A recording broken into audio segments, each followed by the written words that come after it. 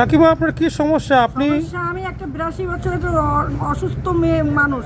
আমার বাড়িতে কোনো লোকজন নেই, আমার দরজার কাছে পর্যন্ত জল কমছে, আমি হাঁটতে পারি না, চলতে পারি না, বাজার যেতে পারি না। কালকে আমি পড়ে গেছি এই রাস্তার মধ্যে, কাদা কোদা মেখে উঠেছি। কালকে পড়ে গেলেন? কালকে পড়ে গেছি, কিন্তু ছিল তো। নতুন সরকার আসার পরে উনি তো বলছেন যে আমি কিচ্ছু করেনি। পরিষ্কার করব, আজকে 1 মাস হতে চললো। কিচ্ছু করেনি, কাল পড়ে গেছি একদম, পড়ে যে এই জায়গা লেগেছে।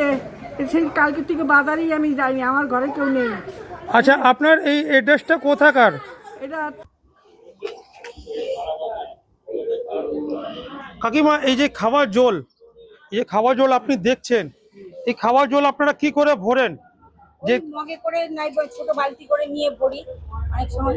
মগে করে না হলে ছোট বালতি, বড় বালতি তো বসানো যাবে না এখানে। তো আপনি না, যখন কিন্তু আপনি যাকে নেতা বানিয়ে নিয়ে এসছেন বা পাবলিক যাকে বানিয়ে নিয়ে এসছে তাকে আপনি কি বলতে চান এই জিনিস? এইটাকে ঠিক করার জন্য বলবো, আমরা দীর্ঘদিন এরকম ভাবে বাস করছি, এইভাবে তো জল পাস হচ্ছে না বলে এই রাস্তা জাম আছে, তাই তো?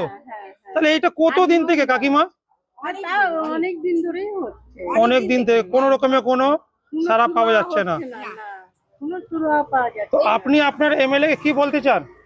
আমি বলতে চাই কি, রাস্তাঘাট ভালো হোক, তারপরে ময়লাগুলো ভালো তুলুক, এই জলগুলো যেন ভালো যায়, এইগুলোই আমরা ভালো চাই।